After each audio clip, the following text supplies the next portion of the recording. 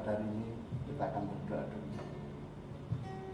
Tuhan Yesus, kami mengucap syukur, kami bersuka cita pada hari ini Tuhan, karena Engkau sudah memberi kami kelimpahan, Engkau memberi kami berkat yang luar biasa. Kami mau Tuhan memuji dan memuliakan nama-Mu. Kami mau bersuka cita atas Engkau Tuhan. Terima kasih. Hanya di dalam nama Tuhan Yesus Kristus kami berdoa dan mengucap syukur. Amin. Shalom adik-adik. Shalom. Ya, sebelum kita nanti mendengarkan firman, kita mulai ibadah, dan pada hari ini kita angkat satu pujian, Suka-Sukamu Tuhan.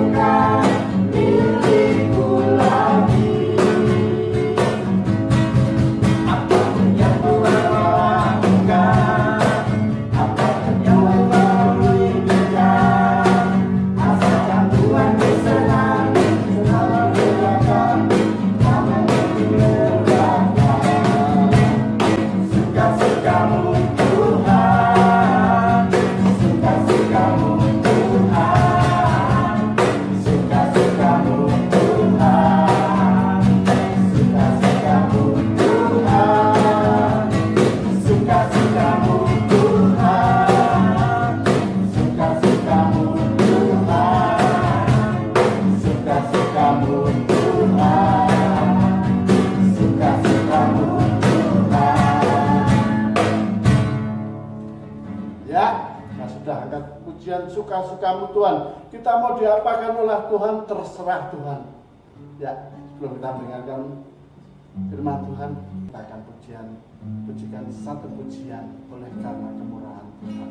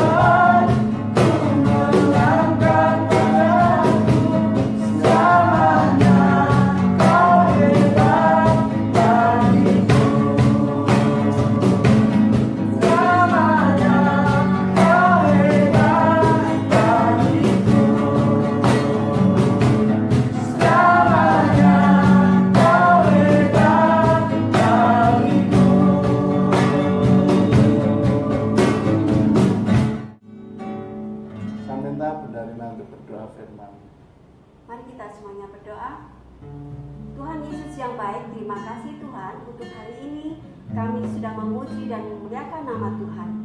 Saatnya kami akan duduk manis mendengarkan firman-Mu. Kiranya Tuhan buka setiap hati kami untuk kami boleh menerima setiap benih-benih firman-Mu Tuhan, sehingga firman-Mu boleh tertanam dan berbuah dalam setiap hati kami. Berkati Tuhan anak-anak yang saat ini mengikuti firman Tuhan, berkati juga orang tuanya, berkati kami semua Tuhan. Jadikan kami pelita-Mu Tuhan, jadikan kami Tuhan saksi-Mu. Dalam nama Tuhan Yesus kami siap mendengarkan firman Tuhan. Haleluya, amin. Shalom adik-adik yang terkasih dalam Tuhan. Dan tiba saatnya kita akan mendengarkan firman Tuhan. Hari ini firman Tuhan kita akan belajar tentang satu tokoh di dalam Alkitab yang memperjuangkan keadilan.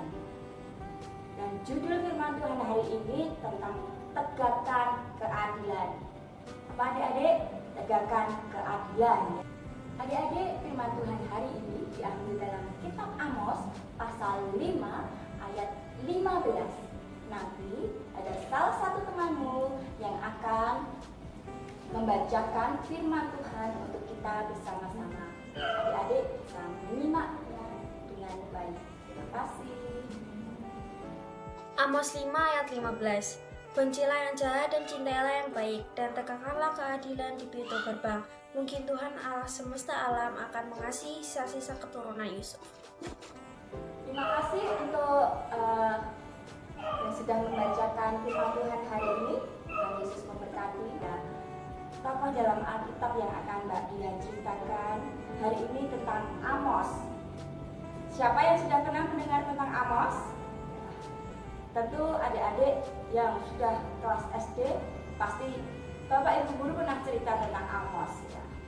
Amos adalah seorang nabi yang diutus Tuhan dari seorang yang biasa saja, ya, pekerjaannya hanya pengembala domba dan pemungut buah ara di hutan.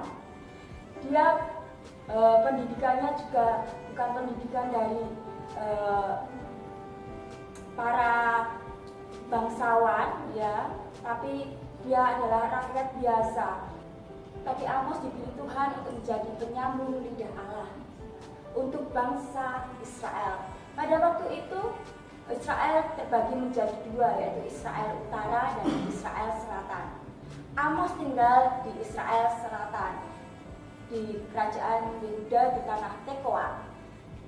Itu 12 km dari Yerusalem. Kemudian Amos datang ke Israel Utara karena waktu itu Israel Utara itu mengalami pada waktu itu kejayaan yang luar biasa. Para pemimpin hidup dalam kemewahan, dalam kemakmuran, sedangkan rakyat-rakyatnya hidup dalam penderitaan. Itu yang membuat hati Tuhan itu menangis, ya adik-adik. Tuhan tidak senang dengan hal ketidakadilan. Tuhan ingin melihat semua umatnya hidup dalam kesejahteraan. Maka Tuhan memilih Amos untuk menegur orang-orang, terutama para pemimpin Israel Utara, supaya mereka beralih hidupnya dari yang tidak adil menjadi adil. Amos menegur para pemimpin di kerajaan Israel Utara itu, yaitu pada waktu itu rajanya Yerobeam II. Amos dengan berani, dan dia dijuluki sebagai pendekar keadilan karena memperjuangkan keadilan untuk rakyat-rakyat yang miskin, yang tidak mampu. Pada waktu itu para pemimpin itu hidup dalam pesta pora, tapi kemakmuran para pemimpin itu didapat dari meraup pajak dari orang-orang miskin. Bahkan orang miskin yang tidak bisa memberi pajak pada pemerintah, mereka diambil sebagai budak. Sungguh sangat kasihan, ya adik-adik. Mereka yang tidak punya uang untuk membayar pajak, mereka diperas untuk menjadi budak-budak mereka. Dan mereka memberikan persembahan. Orang-orang kaya itu memberikan persembahan yang banyak, tapi persembahannya itu didapat dari memeras orang-orang miskin. Itu sungguh sangat memprihatinkan, ya adik-adik. Pada waktu itu Tuhan ingin sekali bangsa Israel Utara ini berubah dari yang tidak baik menjadi baik, sehingga Tuhan tidak membawa Israel Utara ini kepada kehancuran. Tapi ternyata Israel Utara ini mereka tidak mendengar perkataan Tuhan melalui Nabi Amos. Mereka hidup dalam pesta pora, terus menindas rakyat-rakyat miskin, dan pada akhirnya nanti rakyat-rakyat miskinlah yang menjadi korban bagi orang-orang penguasa-penguasa di kerajaan utara.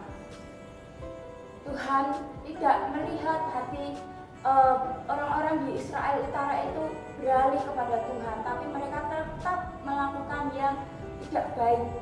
Akhirnya Tuhan menyerahkan Israel Utara ini kepada penguasa yang lain, yaitu kerajaan Asyur.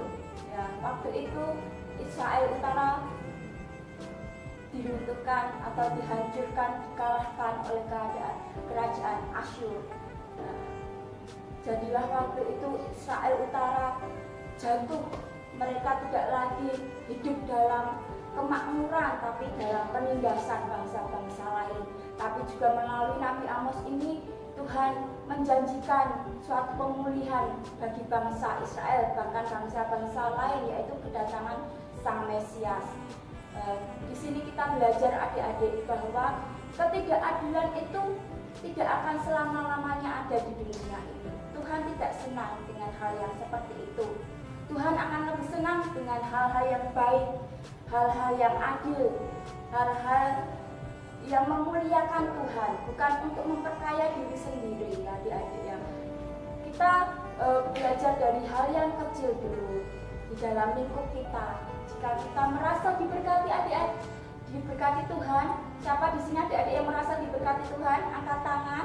Ya, kita jangan menggenggam tangannya, tapi kita berusaha untuk memberi untuk orang-orang yang di sekitar kita yang membutuhkan, ya adik-adik ya. Dengan kita memberi, jangan takut untuk kita kekurangan, tapi Tuhan akan tambahkan berkat yang luar biasa. Dan jika kita melihat hal yang tidak adil, adik-adik jangan ikut-ikutan, tapi adik-adik berusaha untuk menegur dengan kasih, dan adik-adik harus berusaha untuk melakukan yang terbaik untuk Tuhan. Kita harus percaya bahwa Tuhan itu senantiasa melihat hal yang baik, hal yang tidak baik yang ada di dunia ini. Tuhan ingin sekali semua orang, semua umatnya hidup dalam kehendak Tuhan Yesus. Itu firman Tuhan yang bisa Mbak Dian sampaikan hari ini. Terima kasih adik-adik untuk waktunya, dan kita akan satu di dalam doa. Tuhan Yesus yang baik, terima kasih untuk firman-Mu hari ini. Kami belajar dari Amos Tuhan yang menegakkan keadilan dengan begitu berani, karena Engkau memilih dia untuk menjadi penyambung lidah Allah. Tuhan, Kau juga bisa memakai kami untuk mewartakan firman-Mu pada setiap orang yang ada di sekitar kami. Mampukan kami Tuhan untuk kami menjadi pelaku-pelaku firman-Mu. Kami terima kasih Tuhan untuk segala berkat anugerah yang Tuhan beri bagi kami, dan ajari kami untuk kami juga mampu memberi yang terbaik untuk orang-orang dan di sekitar kami, dan terlebih kepada Tuhan Yesus. Terima kasih Tuhan Yesus, di dalam nama-Mu kami berdoa dan kami mengucap syukur. Haleluya. Amin. Teman-teman, kan tadi kita sudah mendengarkan firman Tuhan, dan sekarang kita mau ajak teman-teman di rumah untuk bangkit berdiri. Kita mau memuji Tuhan dengan satu pujian.